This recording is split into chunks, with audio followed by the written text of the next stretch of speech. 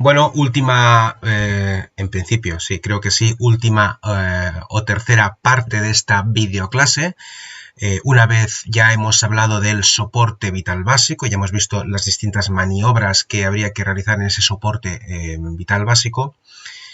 Toca hablar en este tema de técnicas de seguridad y de primeros auxilios, toca hablar de esas situaciones de urgencia más frecuentes y en este caso, claro, hablaremos de las más frecuentes en el entorno domiciliario, ¿verdad? No nos interesan otros ámbitos, sino que aquellas situaciones en las que aquellas situaciones que se pueden producir, se pueden dar en el domicilio, ¿vale? Vamos a hablar de las intoxicaciones, vamos a hablar de las quemaduras, vamos a hablar de las hemorragias, también hablaremos de las convulsiones y de las lipotimias, serían esas las situaciones así de urgencia que más o menos, en principio, se nos pueden dar de una forma más habitualmente con nuestros usuarios. Luego pueden producirse más, pues sí, pero como ya os he dicho al principio, aquí se trata de dar unas nociones básicas de primeros auxilios. No sois personal de emergencias, ¿de acuerdo? Bueno, pues de eso vamos a hablar en esta tercera parte de la videoclase y empezamos hablando, como no, de las intoxicaciones. ¿Qué es una intoxicación? Dice, pues toda alteración producida por una sustancia tóxica que entra en contacto con nuestro organismo, que ingresa en nuestro organismo vía respiratoria, vía digestiva, vía transdérmica, bueno, de muchas maneras, ¿vale? Las más habituales, eso sí, como dice aquí, son la vía oral y la vía inhalatoria, es decir, digestiva y respiratoria, y que, bueno, pues estas sustancias tóxicas pueden provocar esos daños en multitud de sistemas o provocando multitud de alteraciones de funciones, ¿no? Dice, una sustancia tóxica es toda sustancia perjudicial para el organismo. Sencillito. Vale, estas sustancias tóxicas, bueno, pueden ser medicamentos, drogas, gases, productos de uso industrial, productos de uso agrícola, como son los fitosanitarios, bueno, incluso, dice, alimentarias, tóxicos alimentarios vinculados a hongos, a setas, pues eso, dice productos en mal estado. Esto lo veremos en el tercer módulo, todo lo que es higiene alimentaria, ¿no? Plantas, semillas, bueno, etcétera, etcétera. O picaduras, mordeduras de insectos, de arañas, de escorpiones, medusas.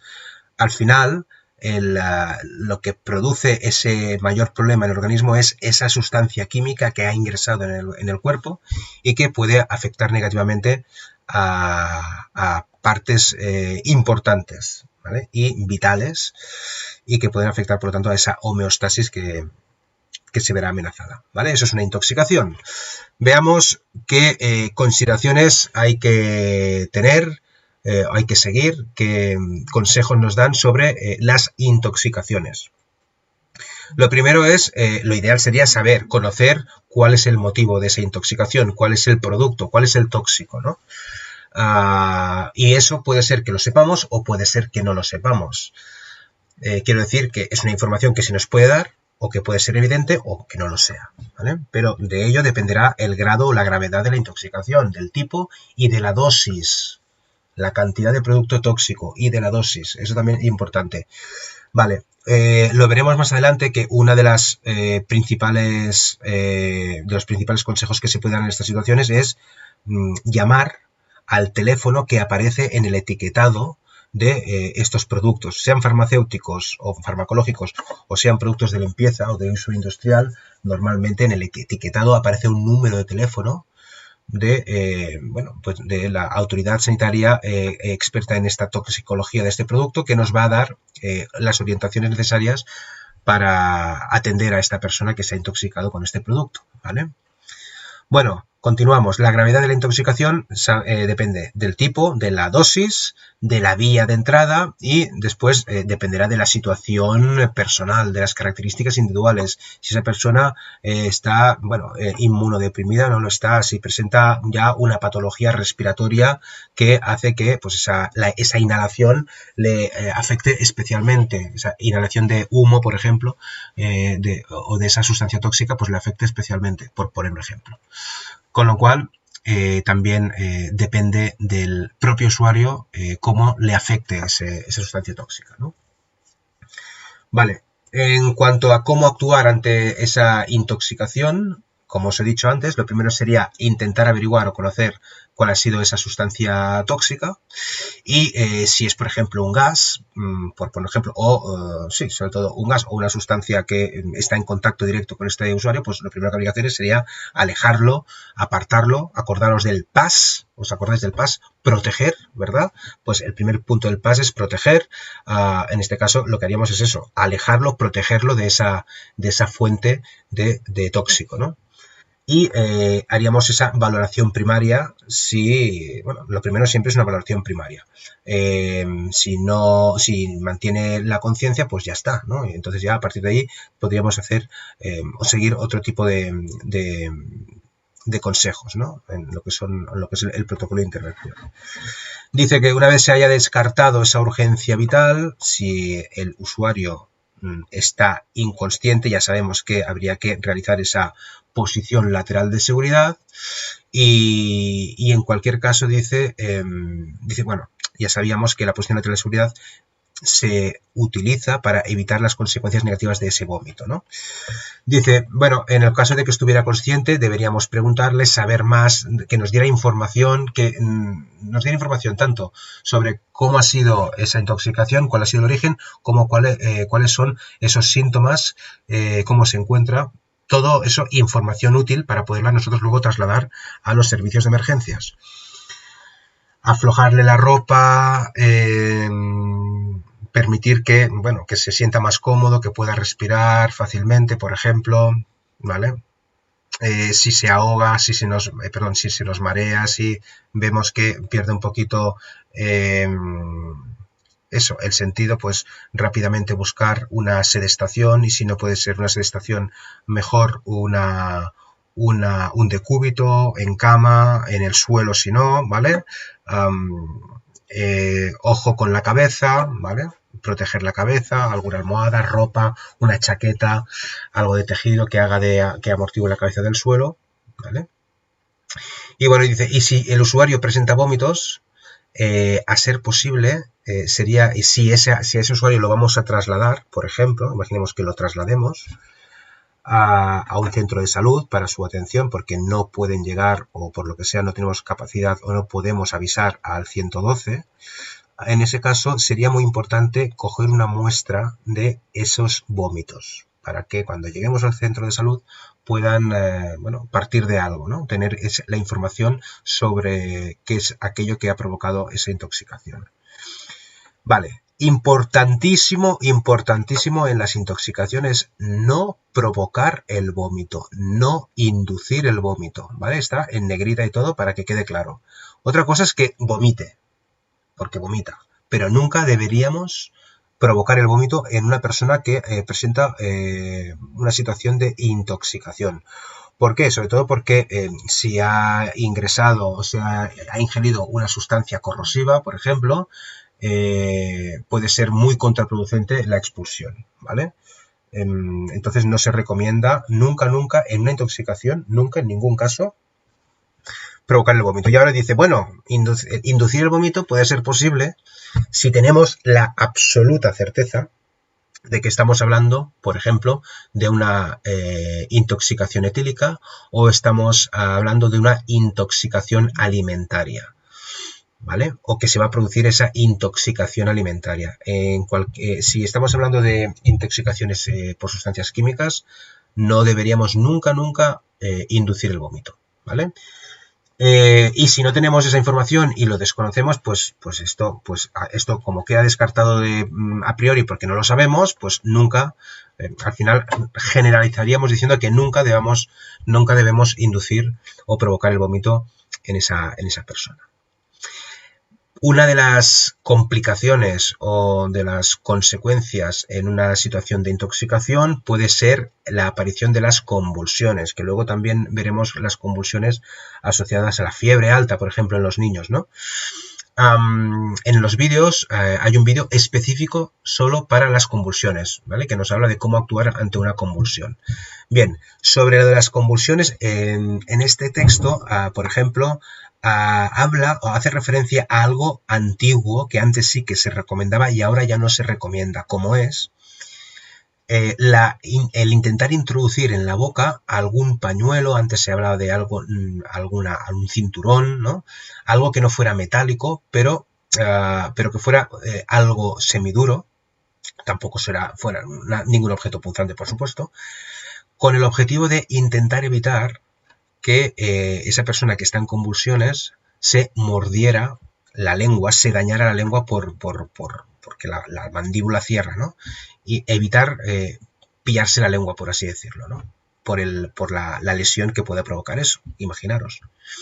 Vale, eso se recomendaba antes. Hoy en día ya no se recomienda. Hoy en día lo que se recomienda es que se deje tal cual. Lo único que se recomienda en una convulsión es que se acomode, por así decirlo, alguna almohada o algo de tela o algo de colchón debajo de la cabeza para evitar que se vaya golpeando la cabeza contra el suelo, y desabrochar las prendas de ropa que pueden estar comprimiendo el cuello, ¿vale?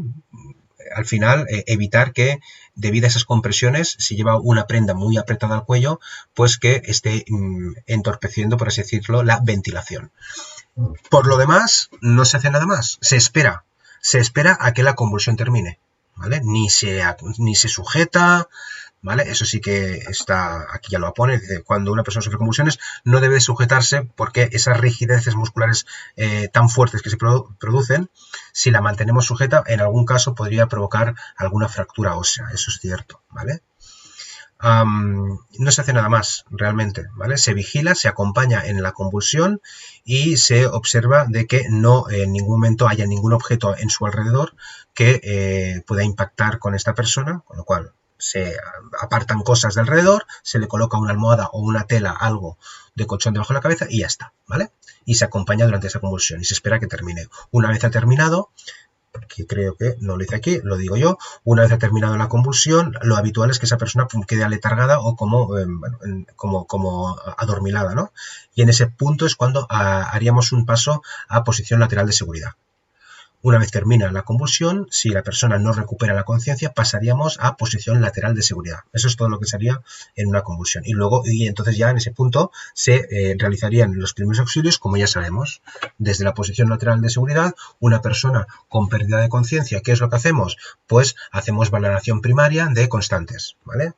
Valoramos respiración y valoramos pulso y nos preparamos por si hubiera que iniciar una RCP.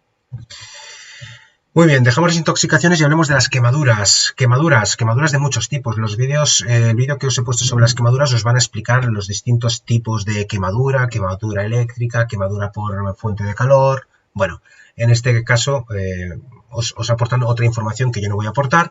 Yo me voy a centrar en lo que son los grados de lesión provocados por esa quemadura. Hablaríamos de quemaduras de primer grado, hablaríamos de quemaduras de segundo grado o quemaduras de tercer grado. Fijaros, una quemadura de primer grado es simplemente una zona enrojecida, el daño es mínimo, ¿vale? Hay el enrojecimiento con el dolor y una pequeña hinchazón. Cuando tenemos ampolla es cuando ya hablamos de un grado 2 y cuando ya tenemos una lesión más extensa del tejido de la piel hablaríamos de un grado 3, ¿vale? Dice, destrucción de las fibras nerviosas, por lo tanto, dice, sin dolor, ojo, entendedme, mientras se está produciendo la lesión sí que duele. Lo que viene a decir aquí es que una quemadura de grado 3 o en grado 3 ya producida, luego, si es extensa y grande, luego ese tejido no duele, no se nota porque se ha destruido es un poco lo que pasa con las úlceras por presión, ¿no? Ese tejido nervioso sensorial ha desaparecido, ¿vale? Porque se ha quemado. Por eso dice sin dolor, pero entended el contexto, lo que quiere decir, lo que significa. Mientras se está quemando, por supuesto que duele, ¿vale? Bueno, dice que, claro, obviamente las de tercer grado son las más graves, con esa olor a carne quemada, bueno, desagradable. Vale, continuemos con las quemaduras. ¿Qué habría que hacer ante una quemadura? Bueno, dependiendo del grado de quemadura, dependiendo del tipo de quemadura, una de las cuestiones que habría que hacer es refrescar, ¿no? Refrescar la zona con agua fría, pero no muy fría, ni con hielo, ¿vale? No helada, agua fría, agua del grifo, o con suero fisiológico también podríamos refrescar la zona que se ha quemado. Mientras estamos refrescando esa zona que se ha quemado, iniciamos la retirada de anillos, pulseras, todo aquello que podamos retirar, ojo, que podamos retirar y que estuvieran comprimiendo la zona adyacente a la quemadura. ¿Por qué? Porque esa quemadura que se acaba de producir empezará a inflamarse y toda esa zona se empezará a inflamar. Y si durante esa inflamación, si se produce esa inflamación y no hemos sacado reloj, pulsera, anillo, etcétera, etcétera, luego no hay manera de sacar eso, ¿vale? Vale. Dice que si hay ropas quemadas, no se tocan. Dice aquí se recortan. Bueno, no se tocan. En primeros auxilios, a nuestro nivel, nosotros no vamos a tocar nada. Los de emergencias ya actuarán, nosotros no. Nosotros no vamos a quitar ningún tejido. Lo único que vamos a hacer es, lo vamos a dejar donde está, porque si intentamos quitar ropa quemada sobre la piel quemada, lo que vamos a poder hacer es arrancar, estaríamos arrancando tejido, ¿vale? Tejido epitelial y subyacente, no me refiero al tejido textil, ¿vale? Por lo tanto, para evitar esa lesión, ese empeoramiento de la lesión, vamos a evitarlo. Con lo cual, no se retira la ropa quemada, la dejamos. Dice, bueno, en el caso de una quemadura de segundo grado en la que tenemos unas ampollas, una de las recomendaciones es algo también habitual de la gente, ¿no? Hay que pinchar la ampolla, ¿no? O pasar un hilito como pasar una aguja con un hilito por la ampolla para nada. La ampolla no se toca, ¿vale? Una ampolla reventada es una entrada o una posible entrada de infección, ¿vale? Con lo cual no se rompe, no se pincha una ampolla. Ya lo hemos dicho, lo de enfriar el área quemada durante unos minutos, no utilizar hielo, importantísimo, no utilizar placas de hielo o hielo como tal sobre esa quemadura, ni tampoco debemos colocar o aplicar pomadas, ungüentos, antes de que haya una inspección médica y de que haya una prescripción médica. No podemos utilizar ningún fármaco de este tipo antes de que un médico haya visto esa lesión, ¿vale? Una quemadura no muy importante, la cubriremos, eso sí, la cubriremos con una gasa, por ejemplo. No ejerceremos nunca presión sobre una quemadura, ¿vale? La cubriremos con una gasa y la sujetaremos no con cinta, con esparadrapo o con un vendaje suave, pero nunca por encima de la propia lesión, sino que la sujetaremos por los extremos, ¿vale? Y poco más, ¿no? Y ya dice, acudir a los servicios médicos. Claro, si es una quemadura muy bestia, estamos hablando de un accidente grave, pues lo que hacemos es llamar al 112. Pero si es una quemadura que nosotros podemos manejar y que podamos, digamos, trasladar a esa persona al centro médico, pues ya está, lo que hemos dicho y al ambulatorio, ¿vale? ¿Qué pasa con las heridas y las hemorragias? Vayamos a hablar de ello. Primero hablemos de las hemorragias y definamos qué tipos de hemorragias existen. Existen las internas, las externas y las exteriorizadas. Las hemorragias internas son aquellas que la sangre pues no sale al exterior, no se sabe. Es decir, hay algún vaso sanguíneo en el interior del organismo, alguna glándula, alguna víscera que sufre una lesión, hay una lesión interna del tejido, pero, y hay por lo tanto una hemorragia interna, una pérdida de sangre, pero no se sabe, no se ve, no se percibe, ¿vale? No sale al exterior. Eso es una hemorragia interna. las más difíciles de detectar, por supuesto, y las que tienen peor pronóstico. El ejemplo, un aneurisma, ¿no? La rotura del vaso sanguíneo que provoca esa pérdida masiva de sangre, y según de qué vaso sanguíneo estemos hablando, pues la pérdida de sangre es más preocupante o menos, ¿no? O letal, fulminante, por así decirlo, si se trata de una arteria principal. Dice aquí, bueno, algunos síntomas, ¿no? Que nos podrían, pero claro, nos pueden asustar más que orientar, digo yo, porque claro, estos síntomas que aparecen aquí son tan inespecíficos que pueden aparecer por cualquier otro motivo, que no vamos a estar pensando en una hemorragia interna, ¿no? Pero ojo, sí que podríamos pensar en una hemorragia interna si lo que ha sucedido es, por ejemplo, un accidente de coche, o un accidente de moto, o una caída en altura de 4 pisos. ¿Me entendéis? Entonces, si se ha producido ese accidente y somos conscientes de ello y lo vemos, y en ese momento vemos que este accidentado empieza a padecer esta sintomatología, en ese caso, podemos pensar en una hemorragia interna, ¿vale? ¿Cuáles son estos síntomas? La palidez cutánea, mareos, sudoración frías, entrar en hipotensión, dice, o taquicardia, ¿vale? Claro, acordaros, cuando hay una hemorragia, el sistema cardiovascular intenta compensar esa pérdida de fluido. ¿Cómo lo hace? Pues aumentando el trabajo coronario. Pero la consecuencia de esa pérdida de fluido es la bajada de volemia. Y la bajada de volemia, como ya sabemos, produce una hipotensión, ¿vale? Y por último, la pérdida de conciencia, ¿vale? ¿Qué es lo que vamos a hacer cuando se produzcan estas situaciones? Es el mareo, la sudoración fría, etcétera, etcétera, pérdida de conciencia. Bueno, cuando hay una pérdida de conciencia ya sabemos que tenemos que colocar en posición lateral, a no ser que haya sido un accidente traumático, ya lo hemos dicho antes también. En ese caso no podemos tocar al accidentado. Y lo poco que podemos hacer es ponerlo en posición de Trendelenburg. ¿Qué es la posición de Trendelenburg? Pues tener la cabeza más baja que los pies.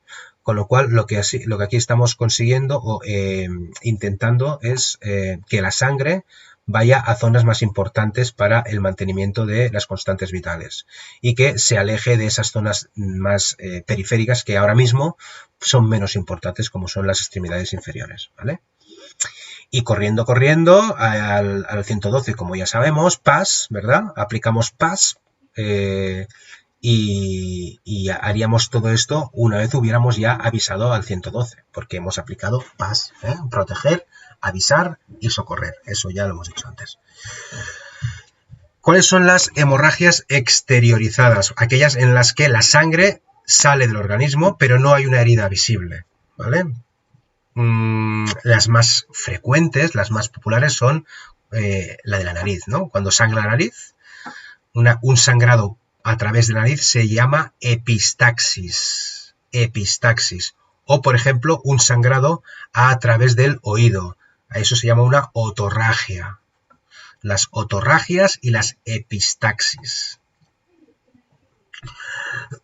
Perdón. Pues bien, la otorragia dice... Hay diferencias entre una otorragia y una epistaxis. ¿Cuál es la principal diferencia?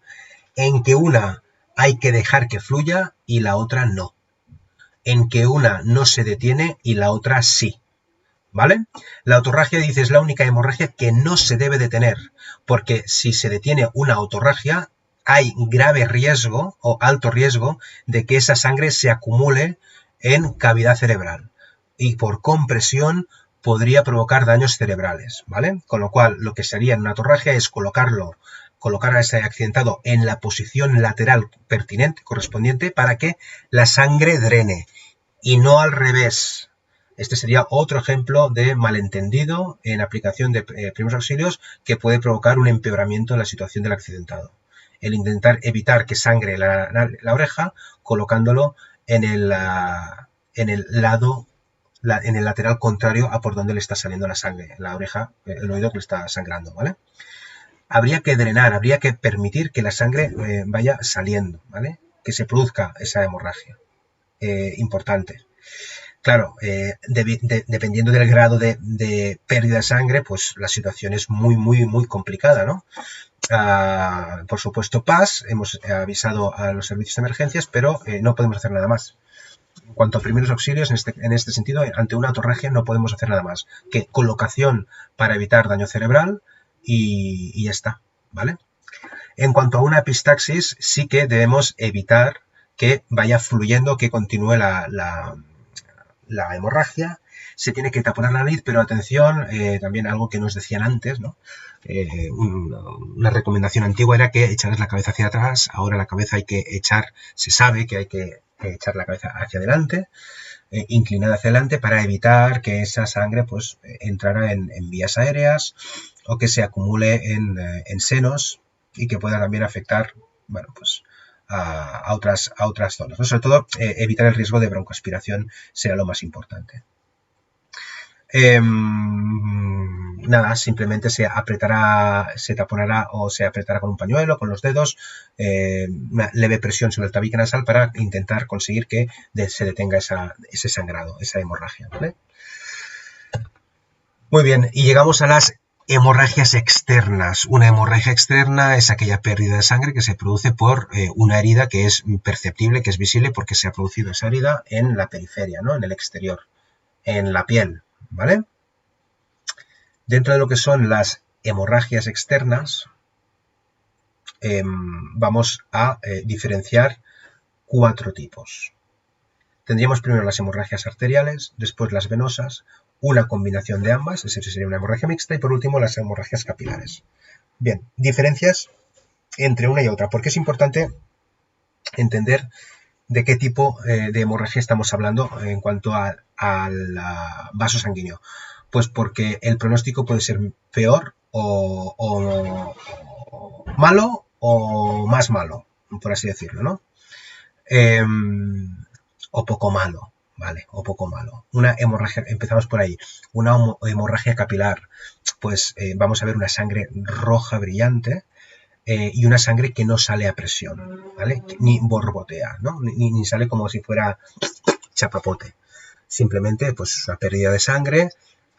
Y es ese color vivo, ¿no? Ese rojo brillante nos está indicando que ese tipo de sangre es una sangre capilar y que, bueno, pues que el pronóstico no es relativamente malo, puesto que en principio hay mecanismos de cicatrización y de coagulación para detener, para ayudar a detener. Nosotros vamos a intervenir, por supuestísimo, pero lo que vamos a intentar hacer es intervenir colaborando con los propios mecanismos internos de coagulación del organismo, ¿no? La cosa se complica cuando se complica mucho cuando hablamos de hemorragias arteriales o venosas. Diferenciemos entre una y la otra. Hemorragia arterial. La sangre es de un color rojo vivo, parecido o igual que el capilar, pero atención, la sangre sale a presión, a chorro, ¿vale? Y además el chorro va al ritmo, baila, por así decirlo, baila al ritmo del corazón. Cada vez que se produce una sístole, el chorro es más fuerte, ¿vale? Y cuando el corazón está en diástole, hay chorro, sigue habiendo chorro, pero el chorro es menor. ¿Se entiende? Esto es un poquito gore, pero es para que se entienda muy bien lo que es una hemorragia arterial. Como vais a poder comprender, una hemorragia arterial es una situación muy jodida, ¿vale? ¿Por qué? Porque la pérdida de sangre es muy importante, es masiva y la parada cardiorrespiratoria es inminente.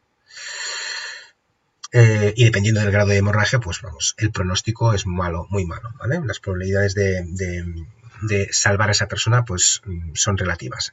Insisto, dependiendo del el tamaño de la hemorragia, o mejor dicho, la cantidad de hemorragia o la cantidad de sangre perdida, el tamaño de la lesión y la ubicación, sobre todo la ubicación, donde se ubica esa lesión, ¿vale? Vale, en cuanto a las hemorragias venosas, hablaríamos de una sangre más oscura, más densa, más, digamos, tirando a violácea, y que no sale a presión, eso sí, sale de una manera continuada, pero una manera más lenta. El símil sería como, pues eso, la salida de un chapapote, ¿no? Pues eso, como ¿os acordáis cuando vimos cómo salían las heces de una iliostomía? ¿Os acordáis de eso? Pues un poquito con más ritmo, con más pérdida, con más volumen de pérdida, pero no saldría a presión. Esa es la diferencia entre una hemorragia arterial y una hemorragia venosa. Luego, claro, dependiendo de lo masivo que sea la lesión, de lo grande el tamaño, de dónde haya afectado, pues claro, pueden estar afectados tanto arterias como venas. En ese caso, la hemorragia será mixta, tendremos de todo. Y claro, eso ya es pues mucho peor, ¿no? Bueno, en el caso de las hemorragias no os voy a hablar, bueno, de perdonad, os voy a comentar más adelante lo que son los torniquetes, ¿vale? Que sería la única solución en situaciones muy críticas, la única solución viable para evitar la muerte de un usuario. Luego, obviamente, un torniquete tendrá consecuencias muy negativas, ¿no? Pero en ocasiones puede ser la única manera de salvarle la vida, ¿vale? Continuemos hablando de las heridas. Bueno, claro, las heridas y las hemorragias pues no podemos generalizar porque claro, las podemos tener de todos los colores, ¿no? Y de todos los tamaños. Entonces, vamos a decir 4 cosas así que se puedan producir, ¿no? O que podamos ver, podamos vivir en nuestro entorno domiciliario. No somos leñadores, ni somos obreros, ni trabajamos de domadores de leones, ¿verdad? Con lo cual habrá ciertas lesiones, ciertas hemorragias que difícilmente en nuestro entorno profesional vayamos a ver. Otra cosa sería pues un accidente en vía pública o pues eso, como ciudadanos, situaciones que podamos vivir. Ahí ya es otra historia, ¿no? Pero recordad que estamos en contenidos de certificado de profesionalidad y por lo tanto vamos a referirnos a aquellas intervenciones que de alguna manera como auxiliares de ayuda a domicilio podáis tener que realizar. Bueno, entonces lo primero que habría que hacer en una herida, un tipo de herida que podamos encontrarnos en el trabajo, sería bueno, pues higienizarla lo máximo posible. Atención, ya me vais a decir, ¿me estás diciendo que tenemos que curar heridas? Bueno, desde un punto de vista de primeros auxilios, es posible tener que hacer una pequeña cura, una intervención inicial ante una herida. Otra cosa es que se hagan curas de seguimiento, que eso ya no lo deberíamos hacer nosotras, ¿verdad? Pero claro, estamos en primeros auxilios. Y como primeros auxilios que son, pues igual tenemos que intervenir antes de que podamos trasladar a nuestro usuario al ambulatorio, a que le miren la herida que se ha hecho, ¿no? Entonces, lo primero sería, como primeros auxilios, insisto, limpiar esa herida con agua y con jabón, aplicar algún antiséptico si tenemos, y rápidamente, dice aquí, claro, lo de aplicar un antiséptico, estaríamos hablando de pequeñas heridas, ¿no? Pequeños cortecitos, cosas pequeñas. Si la herida es grande, olvídate. Lo que vamos a hacer es limpiar la herida y limpiar la herida con suero fisiológico, preferiblemente a chorro, ¿vale? Y rápidamente a apósito. ¿Qué es un apósito?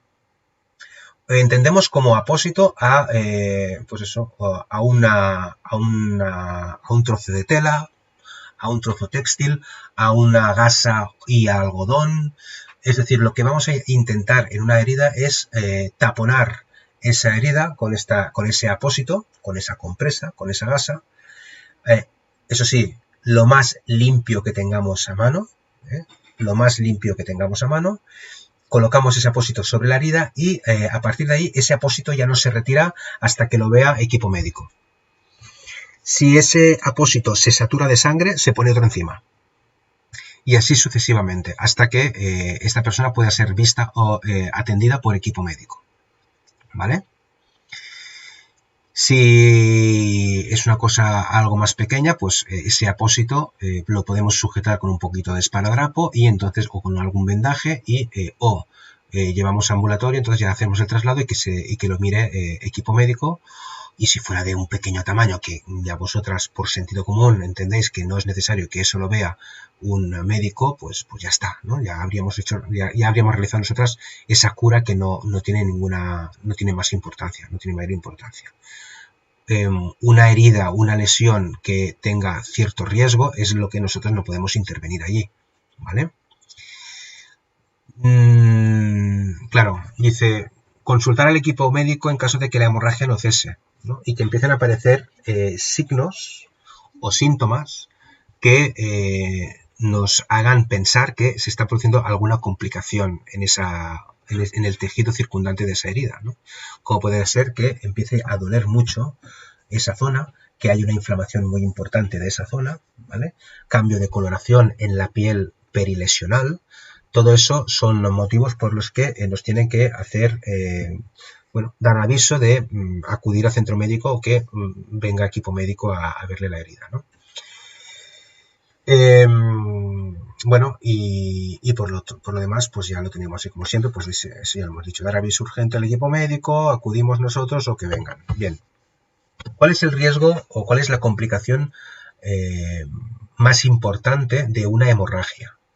La complicación inherente a una hemorragia es el shock hipovolémico. ¿Qué es un shock hipovolémico? Es una parada generalizada multiorgánica que se produce por la pérdida masiva de sangre.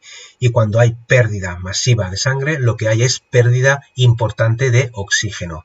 Hay una hipoxia bestial que hace que deje de funcionar prácticamente todo el organismo. Eso es el shock hipovolémico, que se traduce, entre otras cosas, por primero esa hipotensión, luego el mareo y luego la pérdida del conocimiento, ¿vale? Para actuar ante un shock hipovolémico, lo que habrá que hacer es buscar el decúbito supino y luego el Trendelenburg. Ya sabemos lo que es el Trendelenburg, lo hemos visto antes en la explicación de esas hemorragias internas, ¿vale? Si localizamos y vemos que hay un sangrado, detectamos dónde está esa hemorragia y dónde está la pérdida de sangre, deberíamos ejercer presión. Imaginemos que esa herida está provocando un sangrado muy importante.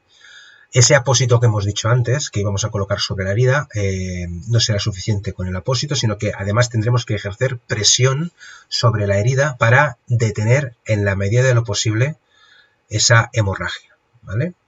E ir añadiendo apósitos uno sobre el otro y manteniendo esa presión. Aquí dice de cada 10 minutos aproximadamente, pero eso ya nos lo dirá el grado de saturación del apósito, ¿vale? Estamos en una lesión que difícilmente os vayáis a encontrar vosotras en el domicilio, pero bueno, esto es como si fuera una cogida de toro, ¿no? En San Fermines, pues habría que actuar de esta manera si estuviéramos alejados o no tuviéramos posibilidad de acceso a equipo de emergencias inmediato, y que no es el caso, claro. Bueno, pues eso, nunca retirar los apósitos, como he dicho, sino que vamos añadiendo apósitos sobre esa hemorragia, ¿vale? Y dice elevar la extremidad por encima del nivel del corazón si la hemorragia se produce en dicha zona. Siempre que tengamos una herida importante, si conseguimos poner esa herida por encima de la altura del corazón, la pérdida de sangre será menor. O dicho de otra manera, estamos dificultando la hemorragia al estar por encima del nivel del corazón. Este es un truqui que podemos aplicar a veces sí y a veces no, ¿vale? Pero es bueno saberlo. Por encima del corazón perdemos menos sangre, ¿vale? Eso no significa que se detenga la hemorragia, seguirá. Si es un vaso importante, seguirá, pero no al mismo ritmo que antes, ¿no? Por debajo del corazón, por contrario, por debajo del corazón, la pérdida se acelera, ¿vale? Dice, atención, no ha de realizarse compresión directa sobre una herida cuando existe un objeto clavado. La flecha, me han clavado una flecha, ¿vale? En esos casos lo que no hay que hacer es, ni retirar el objeto ha sido el objeto punzante que se ha clavado, ni tampoco habría que presionar sobre ese punto, ¿vale?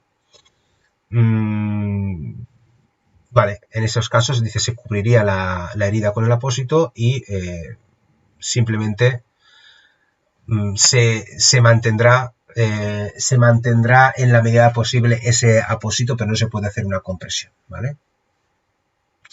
Aquí nos pone el ejemplo del hueso en fractura abierta, ¿no? El hueso roto en fractura abierta, que sería también un ejemplo de objeto punzante que provoca esa lesión en piel y tejidos subyacentes. Vale, muy bien, dice, si después, exacto, dice, bueno, pasados 10 minutos, si aligeramos la presión y vemos que la hemorragia se ha detenido, pues podríamos realizar ese vendaje sobre esos apósitos y rápidamente buscar ayuda médica o traslado, lo que fuera, ¿no? Vale. Otra opción es la compresión directa de la arteria o de la vena. Bien, imaginemos que esa hemorragia se está produciendo por lesión, por rotura, por daño de un vaso sanguíneo importante, como puede ser, por ejemplo, la femoral, ¿no? La arteria femoral, la típica cogida del toro, del torero, ¿no? La cornada en la ingle, ¿no? Que secciona la arteria femoral. Bueno, pues una de las opciones es presionar la zona superior o que está justamente por encima de esa lesión, de esa herida, para evitar que la sangre llegue a ese punto, ¿no? Es una medida que puede funcionar, pero dependiendo del grado de daño, pues no es suficiente. También eso es cierto, ¿vale? Pero ahí está el consejo. Muy bien. Hablábamos antes del torniquete. El torniquete, cuando esa herida es importante, no se detiene la hemorragia y creemos que si no hacemos ese torniquete esa persona va a morir desangrada, pues casi que lo mejor es hacer el torniquete. Es una alternativa que tiene sus riesgos, tiene sus peligros, porque probablemente ese miembro, claro, un torniquete lo podemos realizar en extremidades tanto superiores como inferiores, ¿vale? No se puede realizar un torniquete en otra parte del cuerpo. La consecuencia directa de un torniquete es la más que probable pérdida de esa extremidad, ¿vale? Por eso hay que meditarlo mucho y hay que medir mucho el grado de hemorragia, ¿vale? Y las consecuencias que de ello se van a derivar. Bueno, un torniquete, aquí vemos cómo hacer un torniquete en un trozo de tela, ¿vale? Hacemos un nudo y luego entre el nudo y la zona y la piel, aquí tendríamos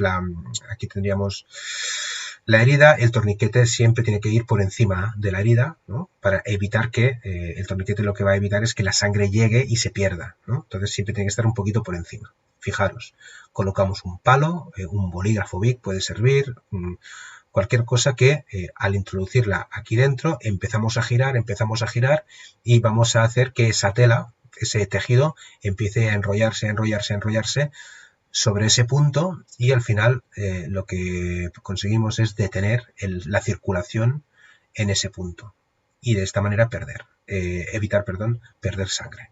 Claro, evitamos perder sangre, pero dejamos sin alimento a toda la extremidad, ¿vale? Y de ahí pues la pérdida o la probable pérdida de ese miembro.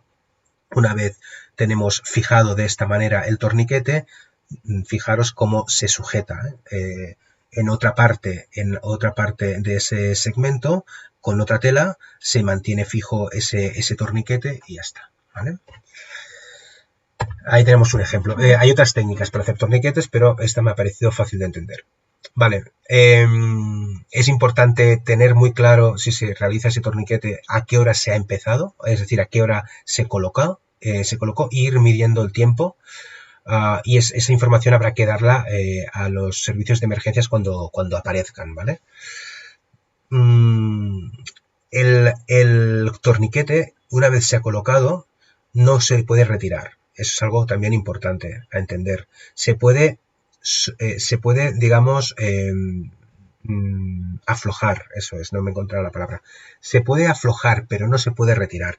Y se aflojará para poder observar en qué punto se mantiene la hemorragia, ¿vale? Podría ser que esa hemorragia hubiera cedido un poco, entonces se puede aflojar un poco para no ser tan dañino para el resto del tejido, ¿no? Pero eso ya nos lo dirá la hemorragia, si podemos aflojar o no podemos aflojar, ¿vale? Y hasta aquí las hemorragias y las heridas. Vayamos ya terminando con estas situaciones de emergencia más frecuentes. Hablemos ahora de las lipotimias. Una lipotimia, pérdida del conocimiento con una duración de entre unos 2-3 minutos, ¿vale? Simplemente se pierde el conocimiento. Lo que vamos a hacer es intentar colocar a esa persona en Trendelenburg, levantamos los pies y cuando esa persona ha recuperado, pues simplemente pues, nada, se le ayuda, se le acompaña, ¿vale? No habría más. Si esa persona no mantuviera o no recuperara la conciencia, es cuando pasaríamos a posición lateral de seguridad. Pero en principio una lipotimia se solventa muy fácilmente. Los motivos muy variados. En cuanto a las convulsiones o las crisis convulsivas, aquí nos habla de la epilepsia. Bueno, pone epilepsia por el tema de las convulsiones. Realmente deberíamos hablar de las convulsiones, ¿vale? Insisto, tenéis un vídeo que habla y que nos habla solo y exclusivamente de esas convulsiones. Y ya os he comentado cómo actuar anteriormente, ¿no? Retirar objetos del entorno que puedan provocar un daño o una lesión al accidentado, colocarle algo debajo de la cabeza para que no se dañe. Lo de poner en la boca algo no excesivamente duro, eso ya no, recordarlo, eso lo podéis tachar, eso es antiguo, esto hace 10 años sí que se recomendaba, ahora actualmente ya no se recomienda el colocar algo en la boca, ¿vale? Pero hace 10 años sí, para que veáis cómo las cosas van cambiando y van evolucionando. Y luego, después de la crisis convulsiva, si esta persona no recupera la conciencia, pasaríamos a posición lateral de seguridad. Por último, y para terminar el tema, los contenidos hacen referencia a lo que es el botiquín, ¿no? El botiquín de urgencias que debería existir en todo domicilio y qué materiales deberíamos tener para poder acometer cualquier de estas situaciones que hemos estado viendo.